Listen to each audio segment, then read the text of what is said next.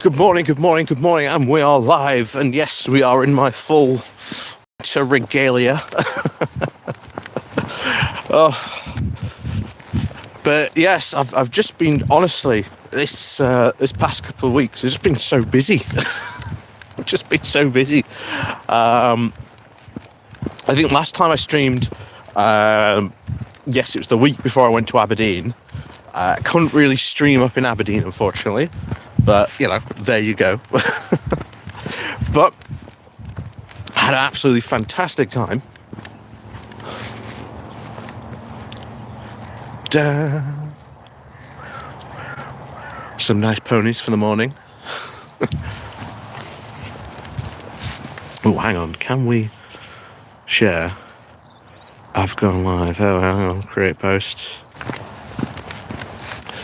Got to remember to post that I've gone live.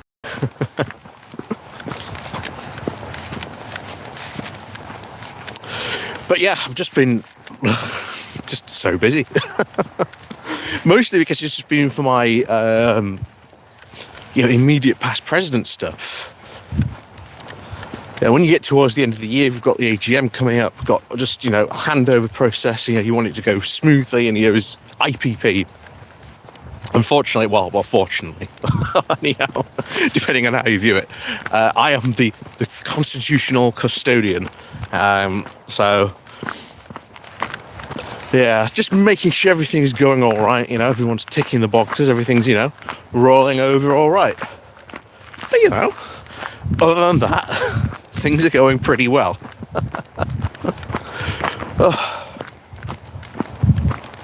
But yes, here we are once again. Unfortunately, we're back to the very, very much so the doom and gloom, of course, of British winter. Truly, of course, setting in. Now, gone has the summer. And I think, honestly, we've had an absolutely fantastic summer this year. But, I'm not one for warm weather. Well, not when it's been that warm.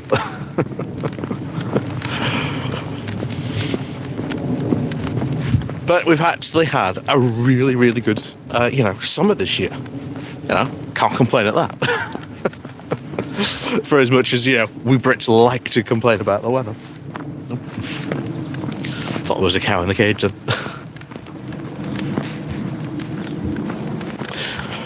But good morning to everyone joining us. Like I say, please do click the like and share button, and of course share it with and wherever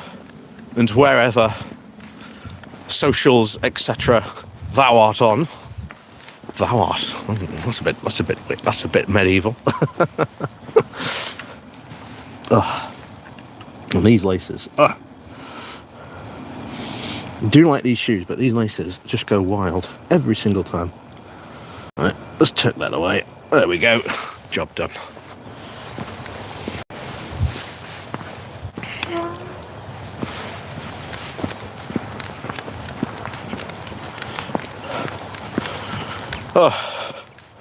But yes, good morning, everyone joining us. Welcome to the Good Morning Walk. I do need to start getting back into the swing of these again. I got out of the habit of doing it, and now it's just getting back into the habit of doing it. Unfortunately, it's a really busy period, but we will continue to endeavour, as always, to go on. I think it's really going to be really weird for the fact that we've had all this really nice weather. When we've had this really nice weather, that's not when I've been done it. It's when it's like this, is when I get back into it. Truly, I am a child of the colder months when it comes down to it. But let's get talking. Let's get down to business, shall we? So, if you haven't heard, once again, because it is once again, Putin is meeting with Trump to discuss peace in Ukraine. And as always, like last time, that we've had these discussions. Oh, Richard, good morning. Good morning, good morning, good morning.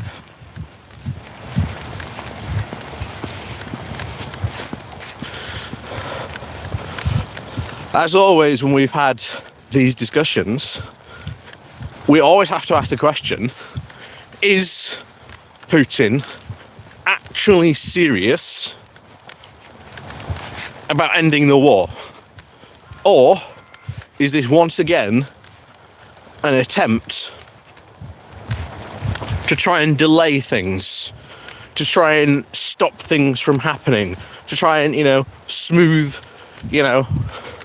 Trump's ego on this? Time, as always, will tell. Don't worry about it. Go and get your food in. But as always, do come back later and check us out.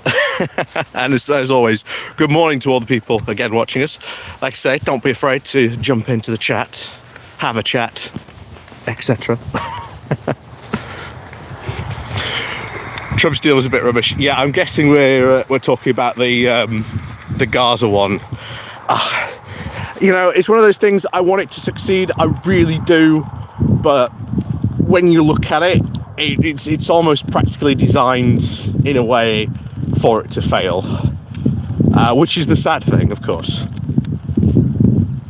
when it comes to that situation, of course, in Palestine. But back to here. So why is Putin, if you haven't been keeping up to this, why is Putin all of a sudden now deciding he is coming back to the negotiating table?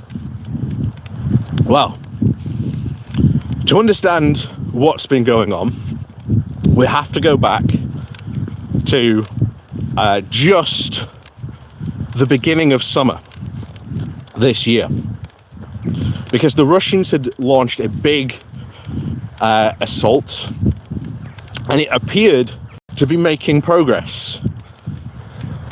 They appeared to be pushing the Ukrainians back in a place just outside of, I think it's called Pokrovsk, I think it is.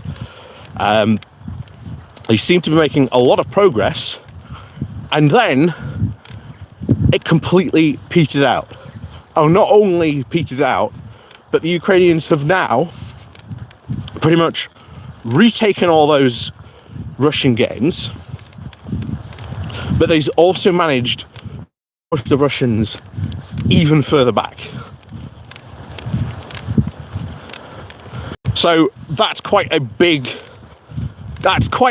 loss for the Russians. If you think, actions on the battlefield this year, that's been the only thing they've really managed to do is advance, lose all the territory they tried to gain, and then lost even more. It doesn't look good on that front. Meanwhile, I think the real reason why Putin is desperate now to once again to talk to Trump, after what has been the past couple of months of being pretty defiant, saying, well, we'll talk to you, this is, madness, you need to come to us, we'll destroy you, we've got nukes, all the usual Putin stuff going on.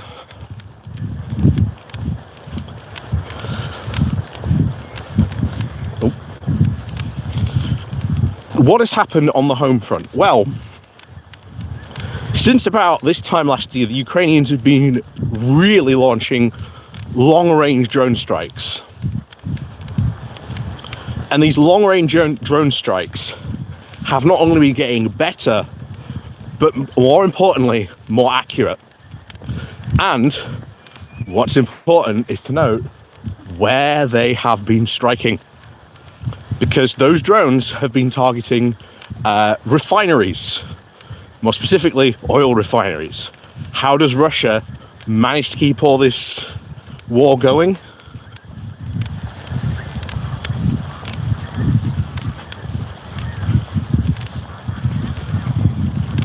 Well, that would be, of course, the oil.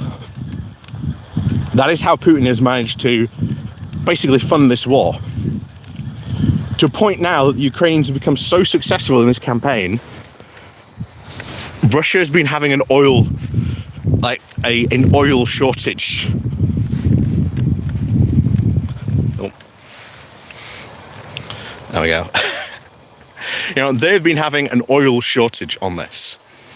This hasn't been good. This hasn't been good at all. The fact that they've been having this oil shortage. It's not something you think you would see a country like Russia going through, saying that they, how great they are, how wonderful they are, etc. But they are having to do this because, well, they've just been absolutely getting hit constantly in these places. They are very vulnerable. They are very wildly spread out on these places. So they haven't been able to defend them. And more importantly, once these places have gotten hit, because they've become more accurate, these Ukrainian long-range drone strikes, they've been hitting more and more vital points in these machineries that run these refineries. Did that rhyme? I don't know. that was a weird way to try and rhyme that. So even more,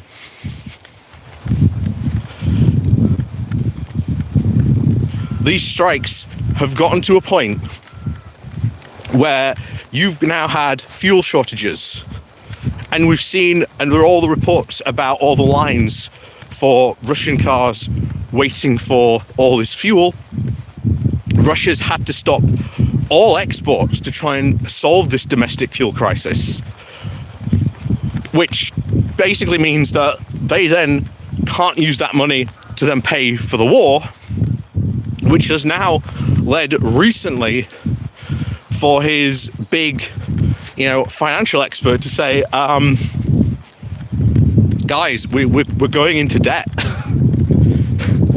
You've burned through all these reserves that Putin had and that Russia had.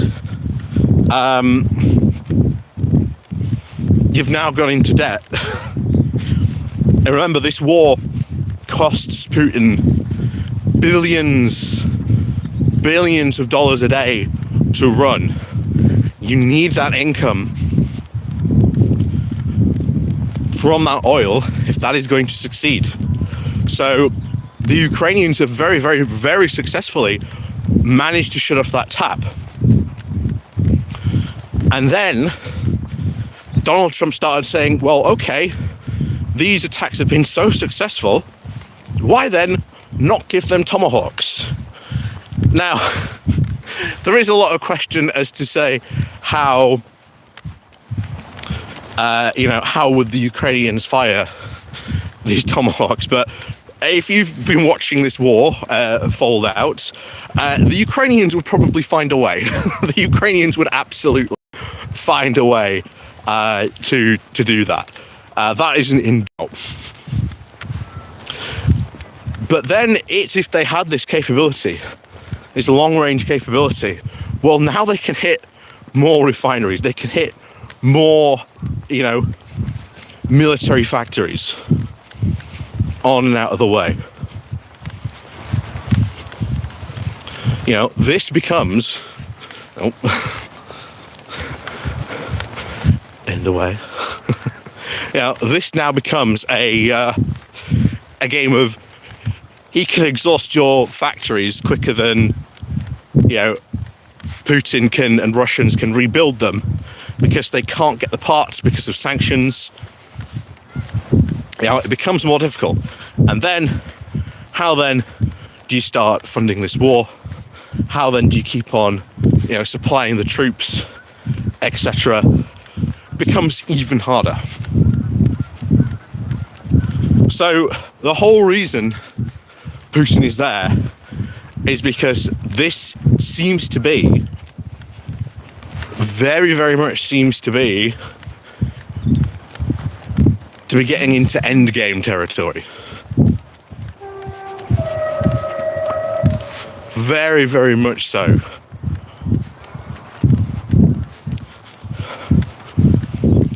Because if Russia is going to go into debt, if it starts like defaulting on payments, on loans,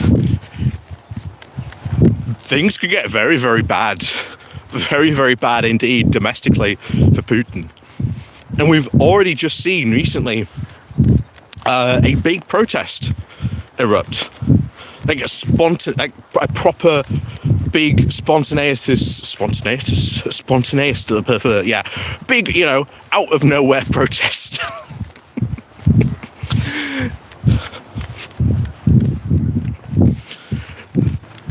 So this has very much come out of nowhere, of like this young,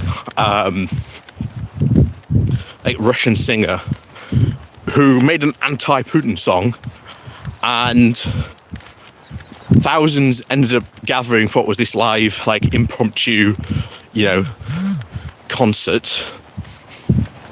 And this seems to have scared him, because this protest wasn't broken up, which for Russia is very surprising. Yes, thank you very much, Richard. Yeah.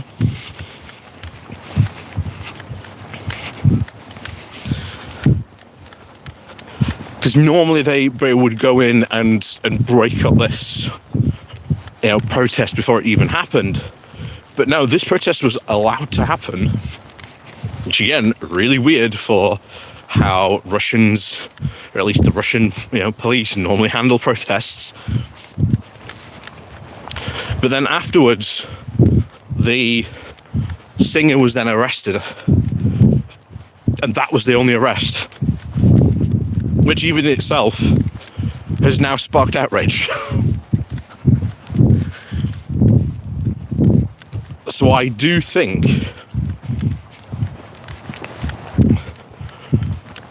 that there are more and more Russians fed up of Putin, fed up with this war. I think more and more are not believing the propaganda that they are, winning this war somehow. And that the reality is this smaller country has fought them to a stalemate, and they've lost probably in this war far more men than Russia ever did in Afghanistan. Which still lives in a lot of Russian psyches to this day. Mitchell and Boo, good morning. Like I say, good morning to everyone who's watching us. Like I say, please do remember to click on the like and share button. And like I say, don't be afraid. Say good morning. I'm only from Yorkshire. I don't bite.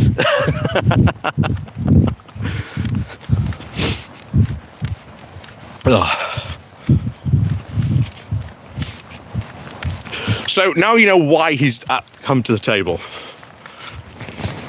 But the big question is Putin actually serious this time? And annoyingly enough, after all that explanation, we'll find out what happens when this meeting takes place. We'll see what happens when, what Putin asks for. Is this just a ceasefire? Is he desperately trying to freeze the line of conflict and maybe try and, stabilize things and then just continue further down the line, in 2 or 3 years time when things are more stabilized?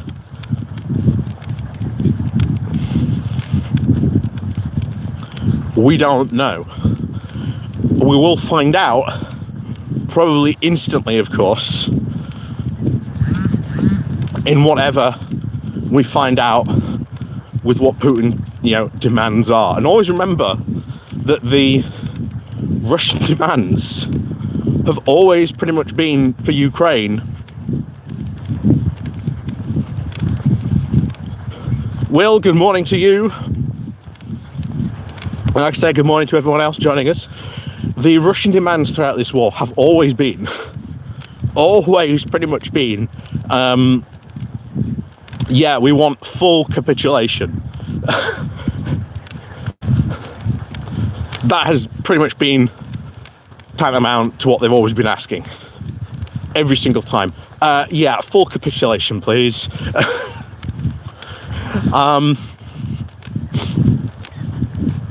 Whether this time Putin is serious or not, we'll find out probably very quickly.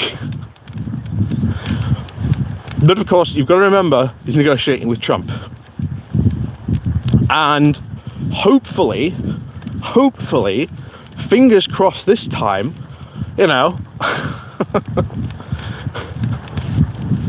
please, oh mighty spaghetti monster, touch Trump with your noodly appendage, and don't let him fall for the same Putin guff, because the previous times this has happened, we've had these meetings, it has been, Trump has come out singing Putin's praises, and that has been, basically, ring the alarm bells.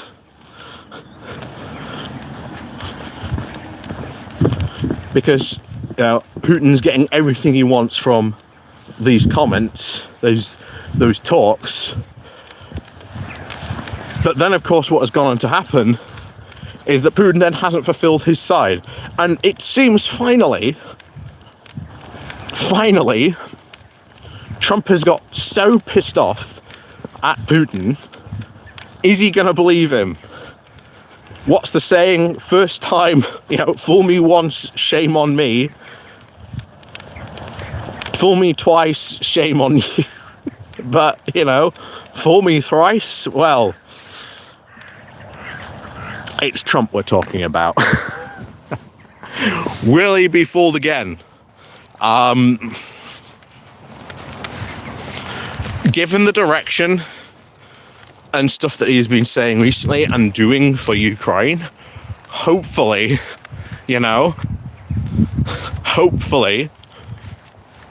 he's not going to get fooled again this time.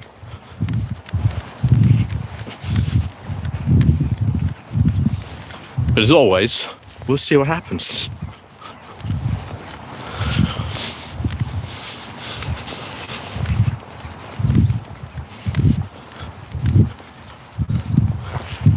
But that's the problem. You've got to wait and see what happens. And, well, I wouldn't hold my breath, because sometimes, these meetings have come out and we've just been like, oh my God. That's what it's pretty much been on that front.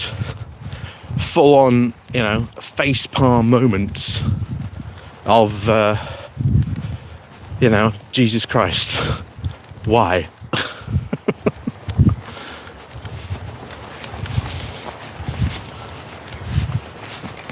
Anyway, that's as always a scramble up here.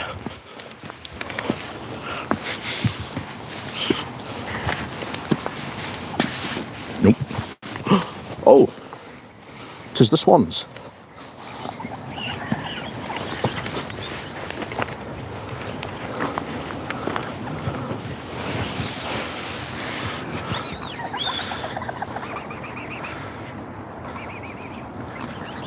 The swans, well, like I say, because we haven't been here during the summer as much, we've missed these guys' development. So, as you can see, they've grown quite a bit. The feathers are starting to turn. Normally what happens is the parents will basically, once they've grown up, the parents will fly off. And then, depending on this, you might these guys might hang around for like a couple of weeks before they realise, oh, we have to fly on as well. So, yeah, we'll see. Good morning, Charles, as well.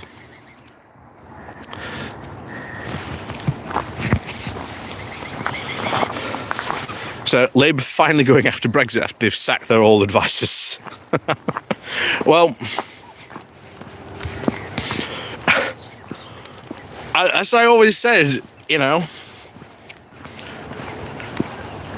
once we change government and a new government comes in, which we've now got, which we have seen is infinitely more sensible, you know, more sane than our previous, you know, administration. You know, they will have to start, you know, facing up and telling the truth about Brexit. It was inevitable. Inevitable. You know, the big Brexit reset that Starmer has done, as I always said it would be a big success, the way that Starmer's gone about it. You know, I don't see those naysayers anymore, you know, when I talked about it, coming around telling me, this whole Brexit reset is going to be not work. Well, it seems to have worked. seems to have worked pretty well so far. And now we have to question this: if they are starting to go after Brexit, well, what happens, and how does that then start to shape future policy?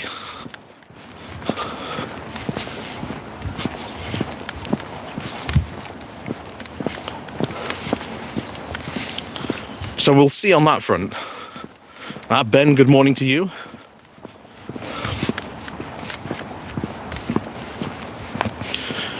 So we'll see on that front how that continues to shape out. But, you know, as I've said before, time tends to prove me more right than it does wrong on this one. You know, not to take a victory lap, but I am going to take a victory lap on this one. Because whenever, you know, I used to talk about this stuff, last year, you can go and look at those videos and see the comments. There are always people going, it'll never happen. Well, has happened.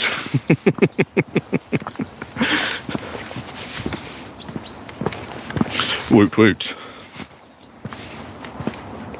Kathy, good morning to you.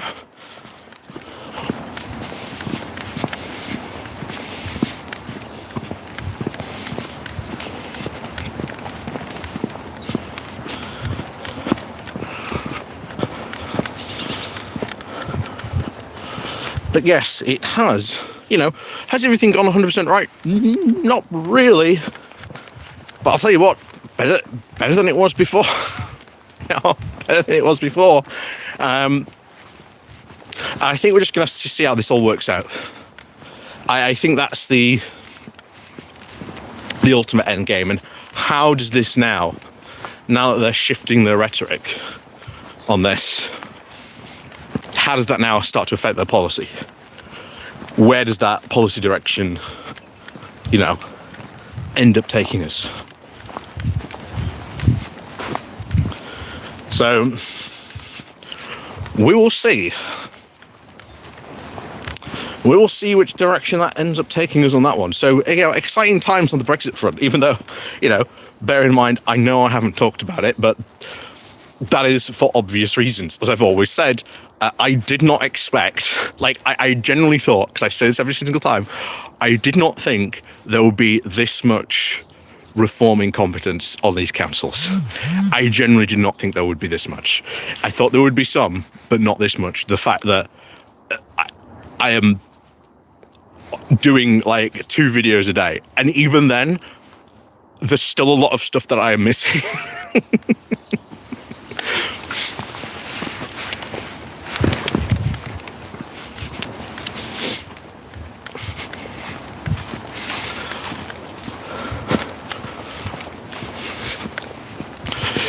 So yeah, we'll see. We'll see what happens. Like I say, I'm always, interested and keep on following on, of course, what happens on the Brexit stuff. But of course, that depends on, can these Reform UK councillors, actually sit still for a moment and, not flip over the entire Jenga tower on the opening move. Oh, anyway, Charles. Putting together a one-page bullet document of Reform Council disasters from your videos to throw back at next year's elections. Hope you don't mind. Excellent. No, that's fine. That is absolutely fine, Charles. I don't mind that at all. Part of me, again, doing those videos was always the fact that when people look at, next May's election and they go to ask, inevitably, well, how are these Reform Councils done?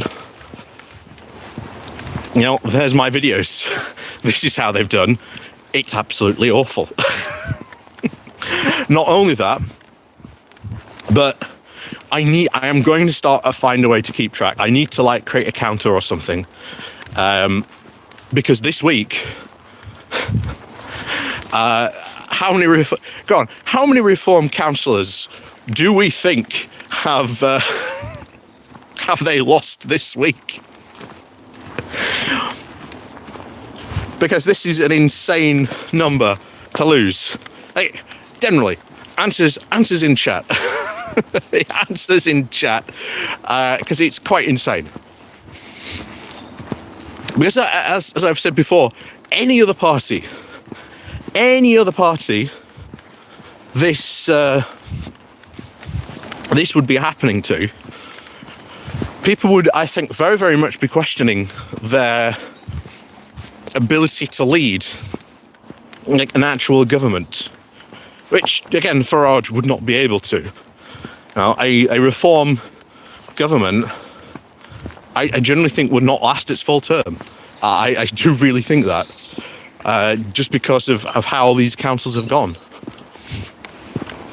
Not only that, but you also have to remember they are full, as always, free market fundamentalists who, well, have gone pretty crazy on their rhetoric and drink the Kool-Aid. And we saw that during, well, for the previous Conservative administrations, pretty much since 2016.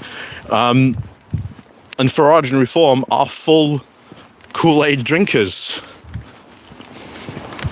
Very, very much so. Last general election, his manifesto was pretty much, Liz Truss 2.0. I'm going to do what Liz Truss did, but I'm going to supercharge it. Gee, how well did that work out for, people's mortgages? How well did that work out for the British economy? And that, bear in mind, that response from what we got from Liz Truss was actually the probably the least worst option. As I have to remind people, there were pension funds that were an hour away from going bankrupt. This would have destroyed not only people's mortgages, it would have caused an economic crisis that we would have made 2008 look like an absolute cakewalk. But hundreds of people, well, hundreds, thousands, maybe even more than that, you might have just lost your pension, your private pension indeed. That would have not made people very happy at all. That's for sure. Oop.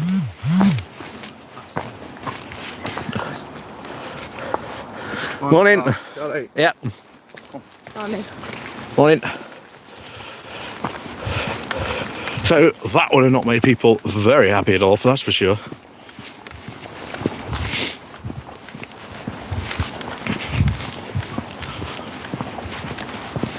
But it always comes down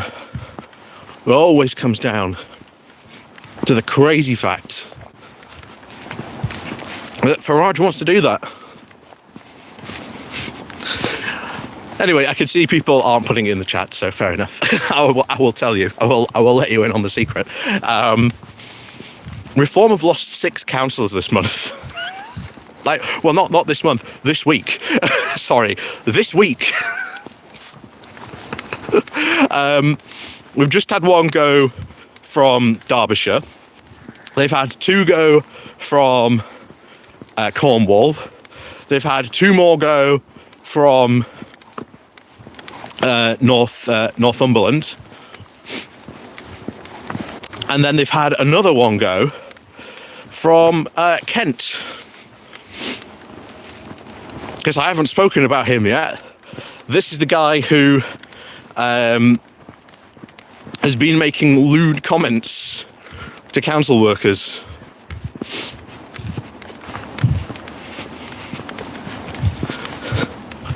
Because that's the story. This is why I haven't covered it.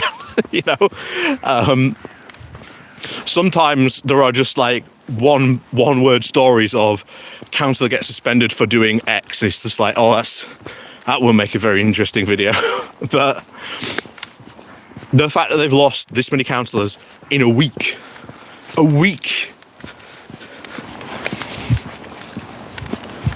is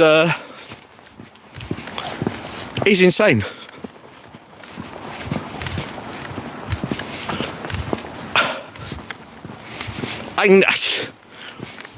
When people still want to vote for this, this is the worst thing about this, because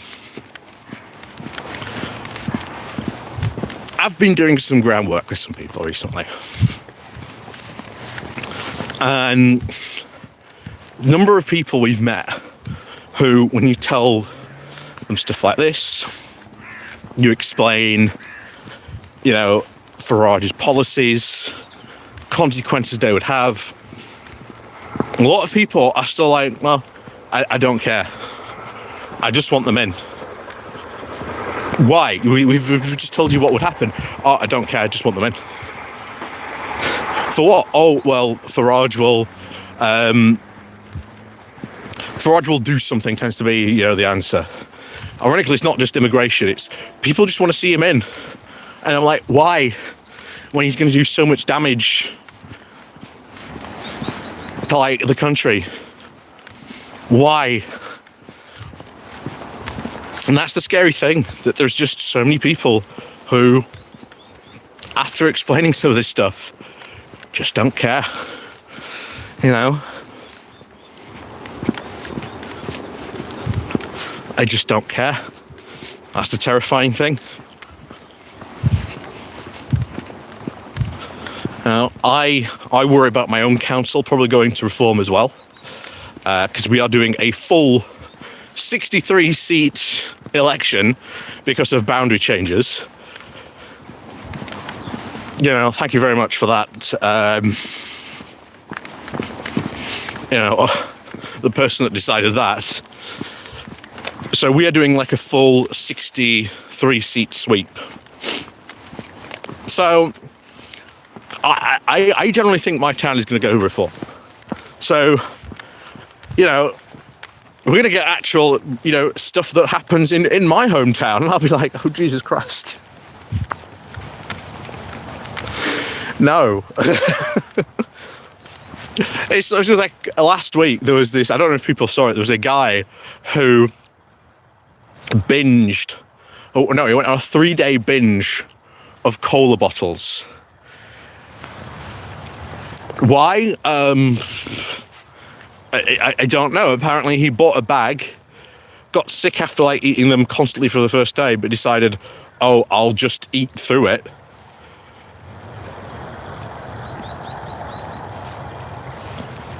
I do love my town. But that's the type of story I want to tell people. Not, oh, look, here's Reform UK again. Here's the stupid shit. Here's the stupid stuff they're doing today.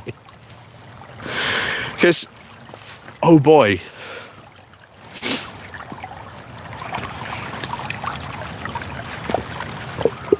There you go.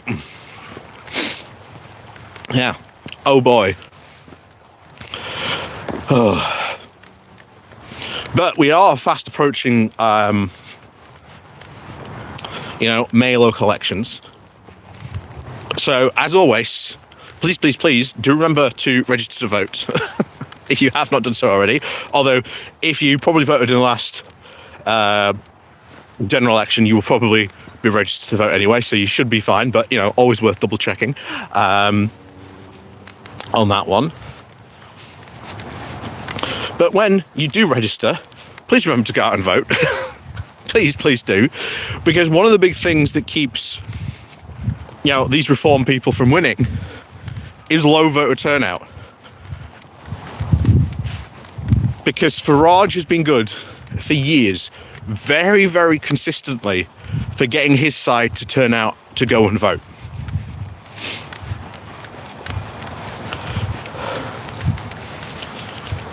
So that's always been his secret sauce to success. The less people that turn out to vote, and bear in mind, last time we had a local election here, our turnout rate was 25%.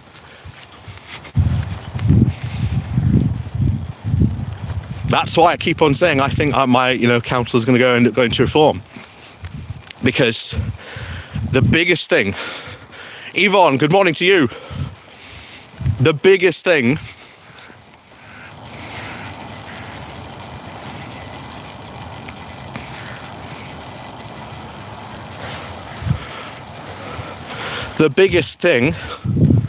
that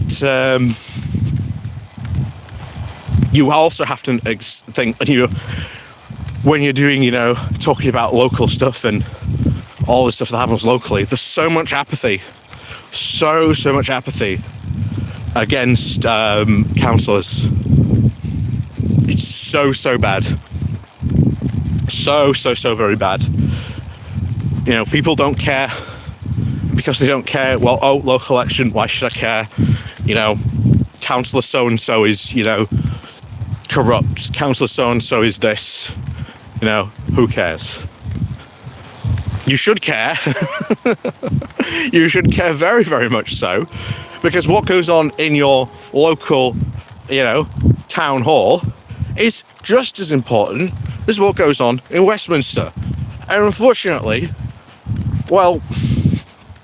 it's difficult to really pinpoint why and how this apathy has been allowed to seep in. It's very, very difficult to pinpoint where this all came from.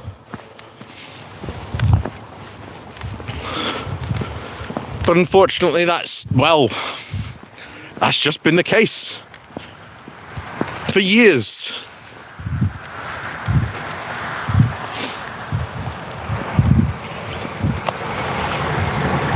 So it has been very, very much so to Farage's advantage, the fact that this apathy is allowed to, sink in.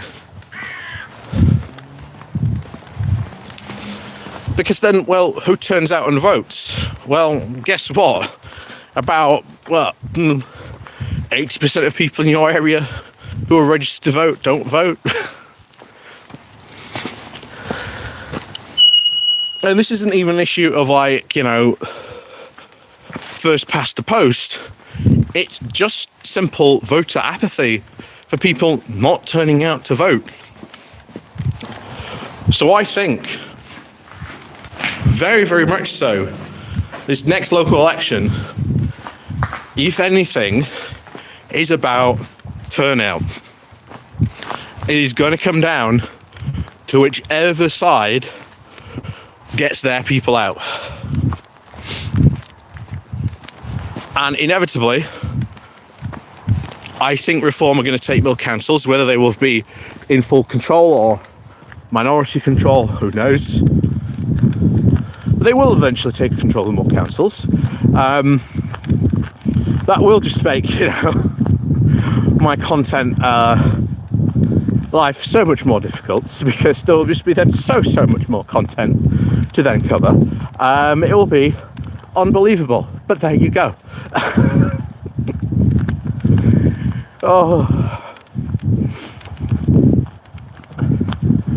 But that is basically what is going to happen every single time, every single moment. And we'll obviously be to report on all the crazy stuff they end up doing.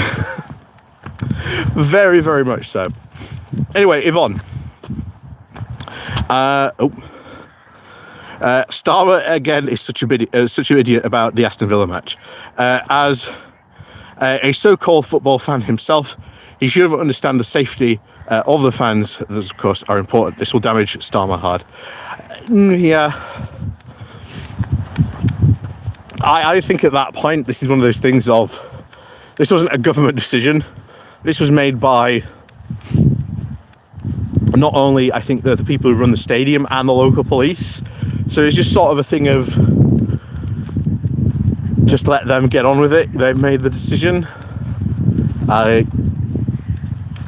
You don't need to interfere. I very much agree with that one.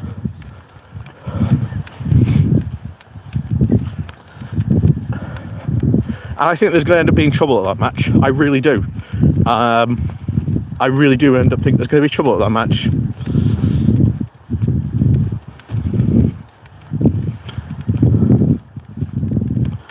So, last thing before we go. 10 by-elections this week. Guess who won the majority? 7 out of 10 by-elections this week were won by who? The Lib Dems. I keep on saying this, but I think the Lib Dems are going to be the biggest winners out of the next local election. Very, very much so, because they target where they're going to go, they do their research, and they do very, very well. They've become very, very good at this. They've got such a good machine going on at that level. Conservatives won 1 more, so that was 8. And then Reform won 2 more. 1 even more in particular, because, well, if the Greens apparently lost this seat down in Kent, which, according to all reports, should have been an easy win for them,